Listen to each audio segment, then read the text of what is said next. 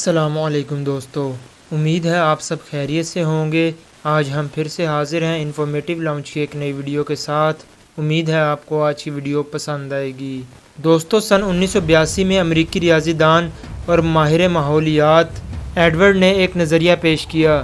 اس نظریے کے مطابق ایک تتلی اگر برازیل میں اپنے پنکھ پھڑپھڑائے تو اس سے ٹیکساس میں ایک بھیانک طوفان آ سکتا ہے۔ اس نظریے کو انہوں نے بٹر فلائی ایفیکٹ کا نام دیا تھا۔ عام طور بٹر فلائی ایفیکٹ کا مطلب معمولی جنبش سے غیر معمولی طوفان کو سمجھا جاتا ہے۔ ایڈورڈ کا اپنے نظریے میں کہنا ہے کہ ہر جاندار چیز سے کوئی بھی کام اتفاقاً نہیں ہوتا، بلکہ یہ بٹر فلائی ایفیکٹ ہوتا ہے جس سے شروع ہونے والا عمل ایک کڑی سے جڑ کر دوسری کڑی اور اسی طرح جڑتے جڑتے کہیں دور اپنے اختتام کو پہنچتا ہے۔ آج ہم آپ کو بٹر فلائی ایفیکٹ کو چند امثال کی مدد سے سمجھانے کی کوشش کریں گے۔ دوستو، یہ تھیوری سننے میں تو کافی بچگانہ لگتی ہے، لیکن یہ اپنے اندر کافی گہرے سوالات و جوابات سموئے ہوئے ہے۔ دوستو، ہنگری کا ایک شہزادہ 1914 میں اپنی بیگم کے ساتھ بوسنیا کی سڑکوں پر گھومنے نکلا۔ گھومتے گھومتے وہ غلط اطراف میں نکل گیا۔ اسی وقت ایک انقلابی شخص جو وہاں پر کھانا خریدنے آیا تھا، دونوں میاں بیوی کو دیکھ کر رکا اور انہیں گولی مار دی۔ اس واقعے کے بعد ہنگری نے سربیا پر حملہ کر دیا۔ روس نے ہنگری کا ساتھ دیا، جس کے ساتھ دیکھتے ہی دیکھتے دنیا کے 32 ممالک اس جنگ کا حصہ بن گئے۔ اس جنگ کو لوگ پہلی جنگ عظیم یعنی ورلڈ وار 1 کے نام سے جانتے ہیں، اور اس جنگ میں تقریباً 2 کروڑ لوگ مارے گئے تھے۔ اب اگر غور کیا جائے تو پتہ چلے گا کہ اگر پہلی جنگ عظیم نہ ہوتی تو ان سب ممالک کے درمیان امن معاہدہ سائن نہ ہوتا اور جنگ ختم نہ ہوتی۔ اس جنگ میں ایک سپاہی نے ایک شخص کو گولی ماری جس سے وہ زخمی ہو گیا۔ بعد میں وہی زخمی شخص دنیا کا بدترین ڈکٹیٹر بنا، جسے دنیا ہٹلر کے نام سے جانتی ہے۔ اگر سپاہی نے ہٹلر کو اسی وقت مار دیا ہوتا تو آج ہٹلر کا کسی کتاب میں ذکر نہ ہوتا، نہ ہی جنگ عظیم دوم ہوتی جس میں تقریباً 6 کروڑ لوگ مارے گئے تھے۔ کہا جاتا ہے کہ گاندھی ایک بار ٹرین کے اپر کلاس ڈبے میں بیٹھا، ٹکٹ چیکر نے اسے دھکے مار کر ادھر سے نکال باہر کیا۔ اس واقعے کے بعد گاندھی نے ٹھان لی کہ وہ ہندوستان سے انگریزوں کو نکال کر رہے گا۔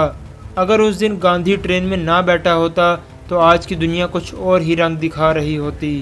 اسی طرح دوستو، چین کے ایک حکمران نے چین سے چڑیاں ختم کرنے کا فیصلہ کیا اور اس فیصلے نے لاکھوں جانیں لے لی۔ آپ کے ذہن میں آیا ہوگا کہ یہ کیسے ممکن ہو سکتا ہے، تو دیکھیے، چڑیاں فصلوں سے ایک خاص قسم کا کیڑا چگتی ہیں جو فصلوں کو نقصان پہنچاتا ہے۔ چڑیوں کے نہ ہونے سے ان کیڑوں نے فصلیں تباہ کر دی، جس سے چین قحط سالی کا شکار ہوا۔ سوچیں، اگر وہ چڑیاں نہ ختم کرتا تو اتنی اموات نہ ہوتی۔ اسی طرح مشہور زمانہ ٹائٹینک بحری جہاز کا قصہ تو آپ کو یقیناً معلوم ہوگا، لیکن شاید آپ کو یہ معلوم نہ ہو کہ یہاں بھی بٹر فلائی ایفیکٹ کی مداخلت ہے۔ 15 اپریل 1912 میں برطانوی صحافی سنم میلونی اپنی 30 سالہ ریسرچ کے بعد ٹائٹینک جہاز کے ڈوبنے کی اصل وجہ کھوجنے میں کامیاب ہوتے ہیں۔ دوستو، ہم نے شروع سے ہی سنا، پڑھا اور دیکھا کہ ٹائٹینک جہاز برف کے تودے سے ٹکرانے کے بعد ڈوبا تھا، لیکن سنم میلونی لکھتے ہیں کہ جہاز کی روانگی کے ٹھیک ایک ہفتے بعد جہاز کے نچلے حصے میں تکنیکی خرابی کے باعث آگ لگی تھی، جس نے نچلے حصے کے ڈھانچے کو شدید نقصان پہنچایا اور بعد میں وہی حصہ برف کے تودے سے ٹکرایا تھا۔ اب یہاں حیران کرنے والی بات یہ ہے کہ جہاز میں 3500 شراب کی بوتلیں جبکہ 8000 سگار موجود تھے، لیکن کوئی دوربین نہیں تھی جس سے دوران سفر آنے والی مصیبتوں کو دیکھا جا سکتا۔ سنم میلونی مزید لکھتے ہیں کہ بحری جہازوں میں خاص استعمال ہونے والی دوربین جہاز کے خاص کمرے یا الماری میں محفوظ ہوتی ہیں، جس کی چابیاں جہاز کے سیکنڈ افسر ڈیوڈ بلیئر کے پاس تھی اور روانگی سے ٹھیک ایک دن پہلے انہیں جہاز سے معطل کر دیا گیا تھا۔